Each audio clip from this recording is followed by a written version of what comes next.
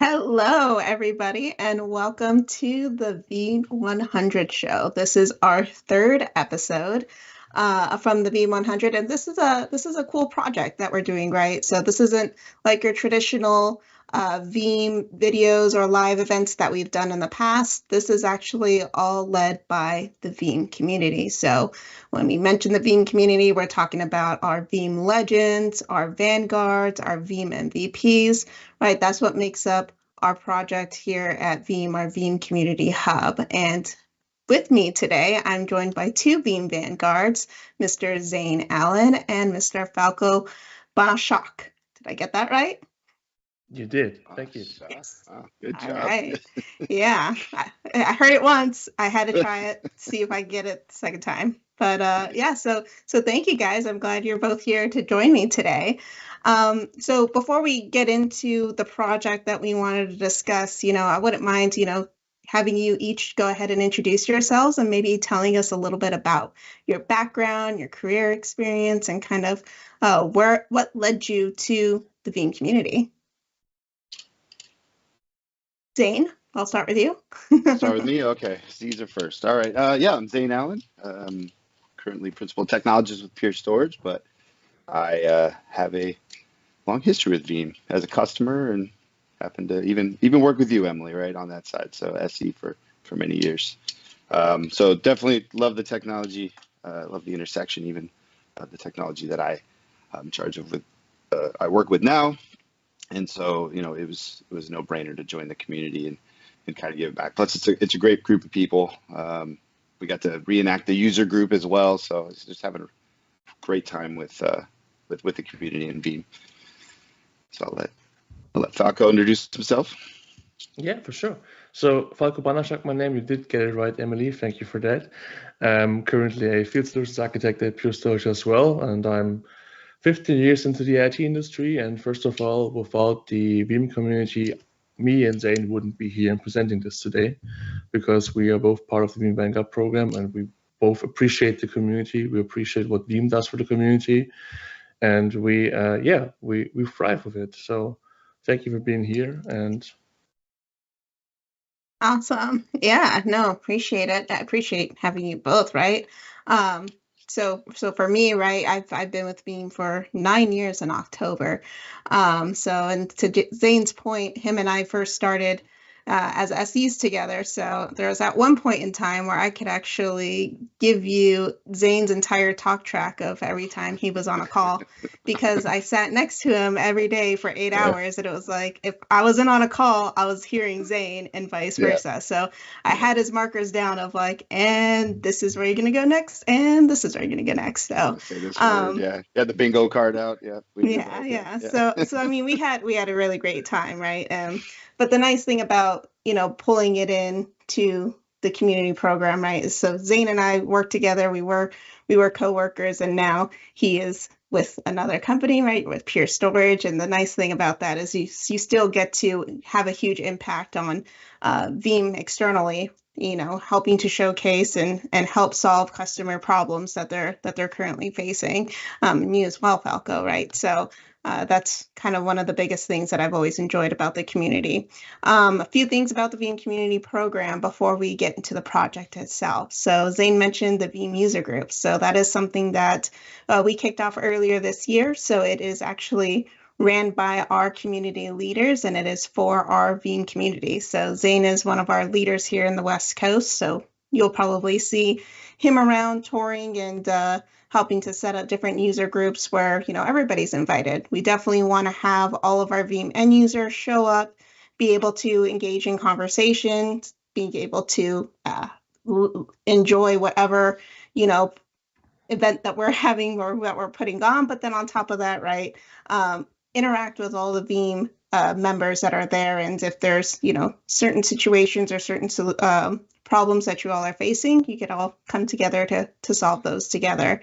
And then one last thing before I turn it over to you guys, we did launch another theme group It was launched last week. It was called our Women and Allies in Tech Group, or WAIT for the acronym. So it's a really great program. It's part of our initiative that we're doing here at Veeam to get more women in tech. I'm part of one of those group members that's within there, and part of that also was our Empower Her VMCE program that we launched, where we gave away 150 VMCEs to women in tech. So we just started that program. So definitely make sure to go and check it out. Join the membership or join the community, and showcase or share any feedback that you might have for some of those women that are going to be taking their VMCE here shortly. What are some things or some study tips that you can give to them when they go to actually take the VMCE exam. All right, enough about all that. Let's get into your guys' project. So I was really excited to actually volunteer and be the host for this discussion, because one of the things that I've always enjoyed about different projects that we do externally, whether that's within the community or outside, is, it always starts with a customer problem. And I believe that is what you guys were faced with for this particular project. It was a customer issue that they were having to face, and they were looking for solutions as to how to fix it. And you both came up with a great idea to help solve this problem for the customer. And they're allowing us to share this story with the rest of the Veeam community. So thank you so much for that. So with that, I'll turn it over to both you, Zane and Falko. Yeah, thank you. So first of all, like you said, Emilee, the customer was happy to share this kind of problem he had and the solution he received with the community. That's why we also have some goodies, we would say, in one of the last slides which Zane is presenting from the customer. And this is really the community part of it. And he was like, yeah, push this out to the community, push this out in the wild, let people know what problems we face, and let's get together and connect each other, because probably there are other customers out there who face the same challenges, who face the same problems, and that's what really community is for, right? And this is why we present this today. Yeah, and maybe, other ideas to build on top of this platform too. It's definitely open to that. Correct. So let's start with the problem. So what was the problem that this customer was facing? Yeah, so the problem was that we do backup for one reason, right? We do backup for being prepared in terms of disaster hits or ransomware hits, or in general speaking, we do backup to restore and to get our systems, our virtual machines, or whatever we are backing up and running. And this depends on various factors. This depends on network, this depends on storage, this depends on how you build that architecture to have like a good and successful disaster recovery. And this also depends on the management, which is easy to use and which is helpful in case a disaster strikes and you really need to dig into this. And the thing we had at the customer is, so his architecture was some sort of a tiered architecture. We had a DDoS appliance or 2 DDoS appliances, and we didn't have like a real immutable solution for both sides, for the production and disaster recovery side. And furthermore, it was a disaggregated management.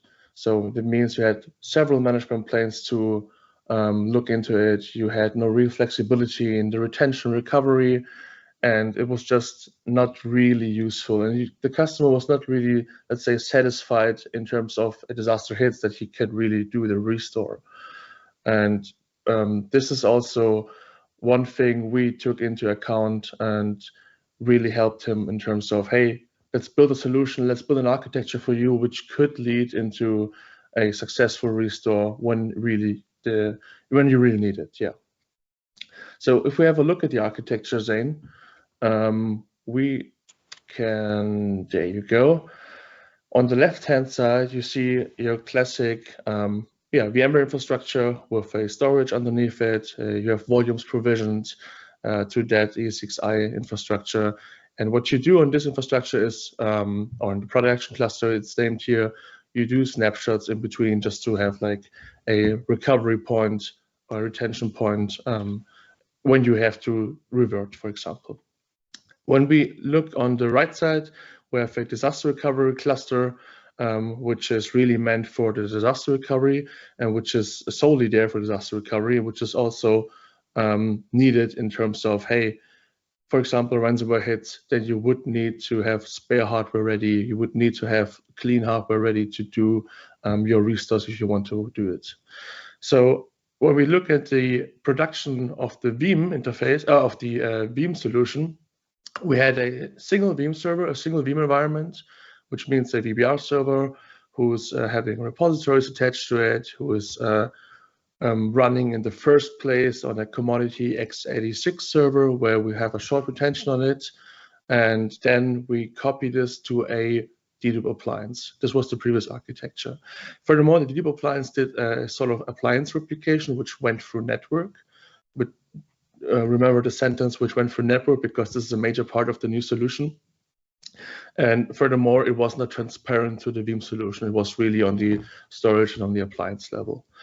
And this thing, we all know when it comes to mass restores, when it comes to restores at scale, you can only really do full recoveries, not incremental restores, because it's just very hard to dehydrate all the data from an appliance like that.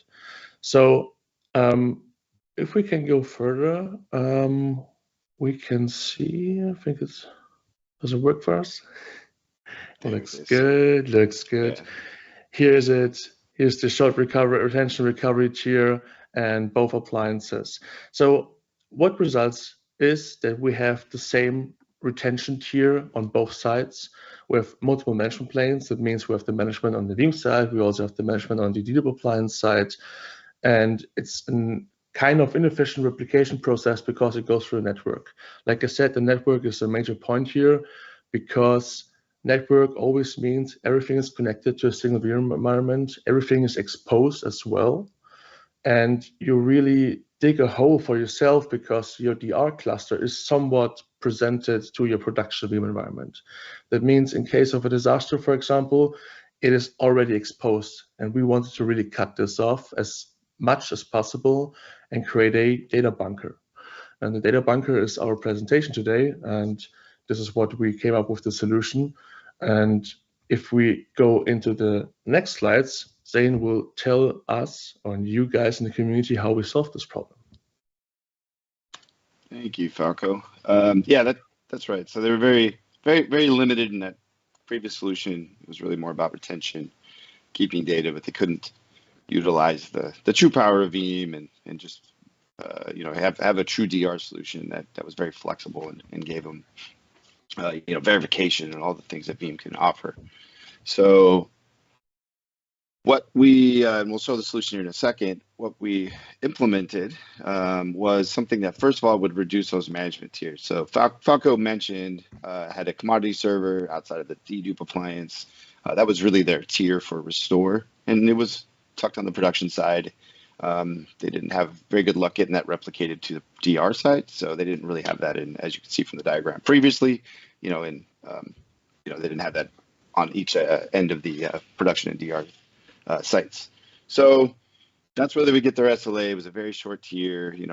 If something were to go wrong with that, it could be very problematic for them, and they couldn't get any of the, the testing done on that tier as well in a timely manner. So it was really kind of a, we'd have to do full restores, and we just hope that nothing's wrong with that data should we need it. We talk about that replication. So you needed replication that was a lot more visible to the platform, but also could get across that site in a timely manner. This environment has 400 plus VMs, sometimes kind of flux. It's quite a amount of data. So any blip in that could be, I'm gonna say disastrous, but in a disaster they may not have the recoverability they need. But they were also looking at, from a security standpoint, kind of how can we air gap this to a sense without adding the complexity, right? Keeping that reduced management tiers, not having to go to many different copies to different sites, or relying on that dedupe appliance that I really couldn't get recoverability from, but obviously I could lock the data away, right? It did a really good job of that, but I can't leverage that secured tier. And then again, automating this as much as possible. This end user's been around Veeam actually, think he told me prior to 5, 3, 4. He's really a big Veeam champion. Yeah, he's been around Veeam a long time. Already had some automation on the PowerShell side that he was bringing to the table that we brought into this solution, and actually we'll build on as it moves forward. I don't think we set the. Oh, go ahead. Yeah, I was gonna say before. So if you want to go back one slide too, right? So like, there's a few things that I want to hit on that I think are what the customer is looking at, right? And I think what all customers are always currently looking at, which is immutability, right? There's a big word out there that everybody is always looking to integrate further into their design. Testing, right, and automation of that testing, because doing 1-year cycles of tests is just not sufficient anymore for the business, especially when we are starting to see such a strong rise in cyber attacks and cyber events, or just any other type of data loss event, right? Being able to test that not just once a year but more often is critical for, I think, any customer now. And then I think the last one was your air gap snapshot, right? So air gap, immutability, automate testing. I mean, I think those are 3 critical things that all customers should be looking to do in their current environment as well, aspiring to do. So it's great that you guys were able to get all 3 of those options built in for this customer as well. It was great working with them because, and you know from experience, Emilee, I mean, we do user groups of old, and we'd ask how many people are doing sure backup, and it just wasn't always implemented because it was, well, I wouldn't say it's complicated, but it took resources, and they didn't have the quite platform that could pull it off. I mean, again, he's ultimately achieved testing 300, 400 VMs a night, and he's pulling that off on this platform at that DR site. So he's doing it very regular. In fact, he told me it failed once in the beginning. Then he realized he was still pulling backups off his dedupe for one job. He changed it. Boom, it was working. So, I would like to pose a question to the group. For those that are watching, if you could beat 300 to 400 VMs per night in testing, throw it in the chat, or throw in your closest number that you get for testing, because I mean that's pretty outstanding, right? Because when you would hear other people talk about, oh well, we test maybe 100 or 50 or the 25 most critical, or we take a sample set, but 300 to 400, that is kudos. That's fantastic. So, and I think there's a question out there about that, like, right? Should you test the most? And I think it should be the most critical. You want to make sure you can restore the data, but the way he organizes it is he kind of goes through groups. So he starts with the most important and then kind of works down the tier. So just in case, you do hit that SLA, you do test the most important, I think would be, the way he organizes it. Correct. And I think also it just depends on if as a company already, for example, what is your 50 top mission critical virtual machines to get your business up and running, then happily test those 50 machines, and every machine on top of it is like nice to have, right? So it really depends. But if you know your RTOs, if you know your RPOs, if you exactly know what you need to get up and running again, then only test those mission critical machines. Or shameless plug if you shameless plug if you don't know, Veeam does have a product that can help you with identifying what those RTOs and RPOs are, and also do the nice documentation in the background. But we'll say that for another day. Well, that's a lead in here. That's actually a discussion that's kind of ongoing with that customer too. It was like, let's implement this today. This project started in April, so this is very, very new to this year, and kind of working through it. That is on the table to shore that up. Yeah. Awesome. One further thing I would mention before Zane starts into showing the architecture of the data bunker. We had a slide before, utilize the full power of Veeam. I don't think that many people are aware of that you are actually allowed to, and I don't want to anticipate anything now, Zane, but I don't know if few people know that you can actually create and deploy several VBR servers out there. You don't have to use a single one. Your universal license allows you to do it, as long as you obviously don't over exceed the total count of your machines you're protecting. But so the previous architecture was based on a solely single VBR server, and now Zane is presenting it, no one anticipated. We are decoupling this a bit. same setup as before, still the production DR clusters. And by the way, since we've kind of mentioned, obviously the storage involved here, all the primary storage here is still their old technology. So the only place that we exist here is in the DR sense, but still, just a note. But as Falko says, yeah, in this environment, he built two disjointed, if you were, disaggregated or separate Veeam servers from each other to kind of control the production and DR site. This is very much it's an active passive environment. So, maybe in an active, you would do backup on both ends. That's not the case here, just to kind of stipulate that. But there are two Veeam servers. So before there was one controlling everything. There are two in this environment. We took backup copies off the equation. We kept it on the SAN replication and leveraged that platform to do efficient replication across the way. So backups land on the production cluster to the Veeam setup, where it's essentially a Linux XFS brand server. So leveraging the efficiencies of XFS, getting to build in that immutability even at the Linux tier, and then running down to the SAN where we provide snapshots. And Emilee, you mentioned immutability. The snapshots in this solution actually have immutability, I would say, plus resiliency. They also cannot be removed from that array by an admin without a multi-step process. So not only are they they can't be changed, they can't be removed from that server, as soon as they are snapped. So we do SAN replication, and then this is kind of and I'm not even sure when we first set out for this to build in security, it was all kind of about that immutability snapshot. We kind of stumbled upon this. Since these two environments are separate, and really the only communication between the two is that replication at the SAN level, because these are two different environments, we kind of naturally built in an air gap. That data hits the Veeam server as far as Veeam knows. It sits there, there's no copies of it. We replicate it from the platform over, and then he is loading that into, automating that nightly to take the snapshot, recover volume, pull that into, we call it a dummy job for lack of a better term. And now Veeam can do all the testing on it, all the restores, as if the data had originated on that Veeam server. But again, no connection back to the other Veeam, no connection outside of that fenced off environment. And again, snapshots with immutability underneath that as well. So this is kind of this idea of a data bunker that Falko and I kind of coined on this, is you can build in this administrative air gap without taking your data too far away from the source. Yeah. Recoverability on both ends. It's modern storage, so dedupe is involved. You don't have all the dedupe penalties you do have the old dedupe appliances. So you're still getting storage efficiencies with XFS and that.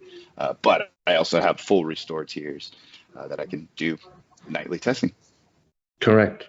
And probably, if I can chime in here, one of the major things is saying that we have the snapshots on the disaster recovery side handy as well. And as we all know, and I always emphasize it when I have the chance to do it, use Sure Backup, and don't use Sure Backup in any case where you have like a slow solution. You can use it here with snapshot based.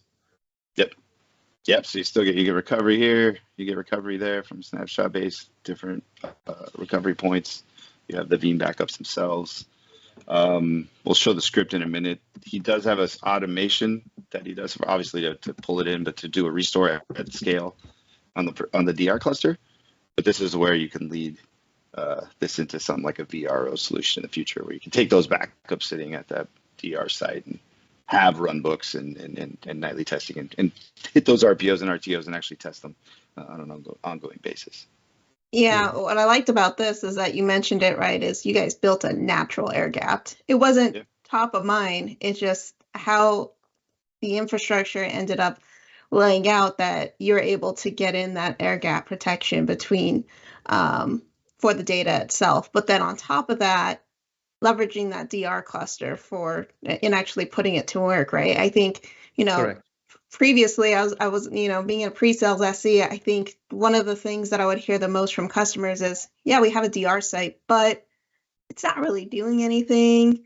It's old hardware. It's not up to date. It doesn't have the exact same, the updates that our production does. We do testing on it. It works if we need it. But it was always kind of one of those things that I think majority of customers are like, look, it's there and we got it, right? And if we need to use it, we will.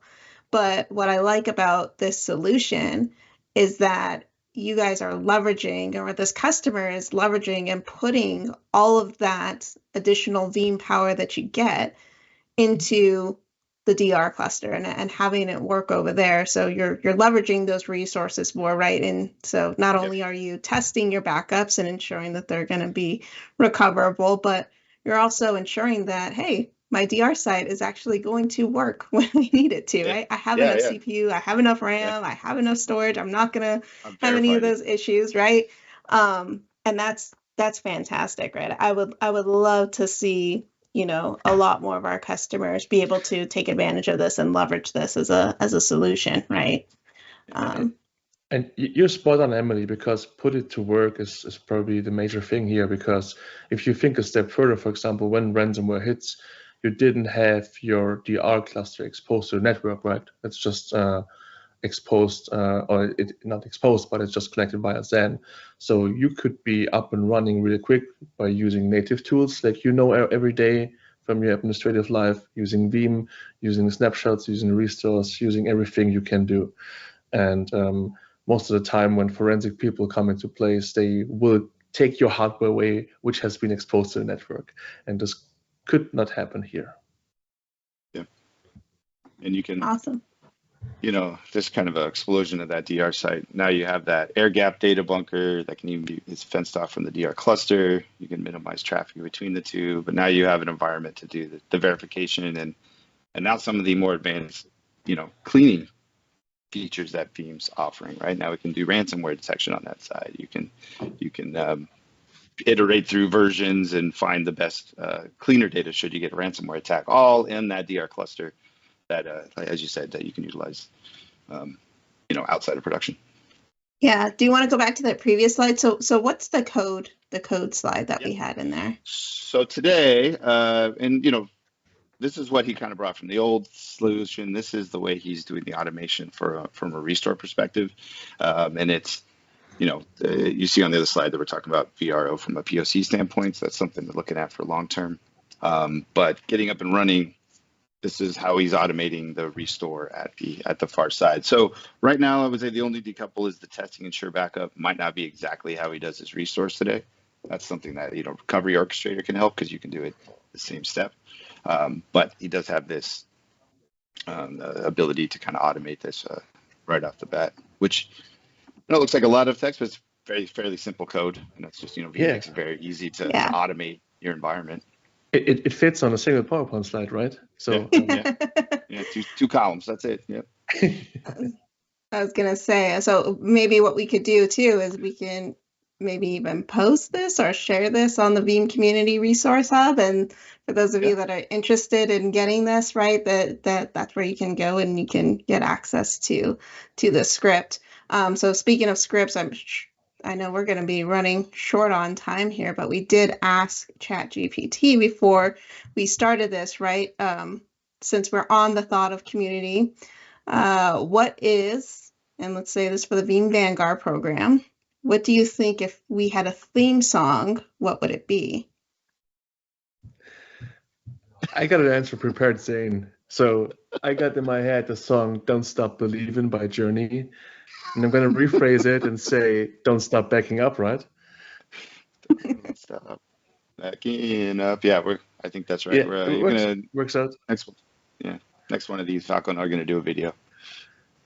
There you go. And that could be your theme song for this presentation as well, right? Don't stop backing up. Sounds great. Yeah. Very awesome.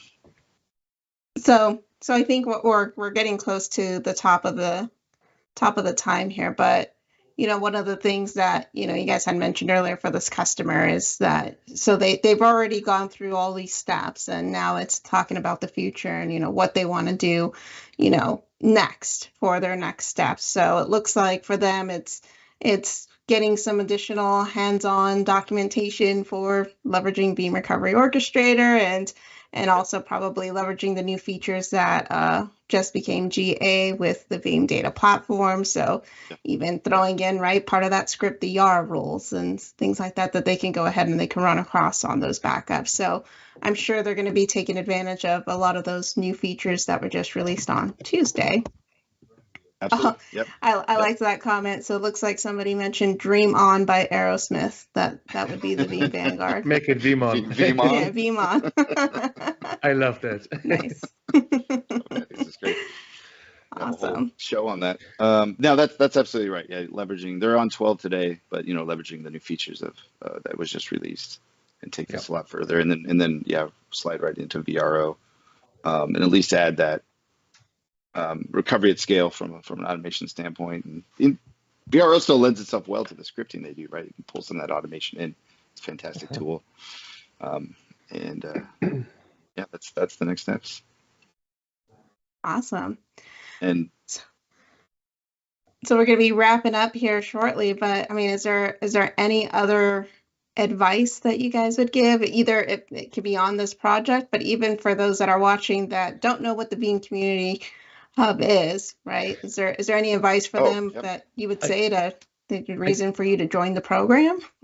Yeah. So when I think back, so I've been part of the Veeam Vanguard program since 2020, and before that, I was lurking around Twitter. I was seeing all those LinkedIn posts and people doing blog posts and people attending conferences like Veeam On and the Veeam Vanguard Summit, and I was like, I want to be part of this because this sounds amazing, and Veeam does really care about their community.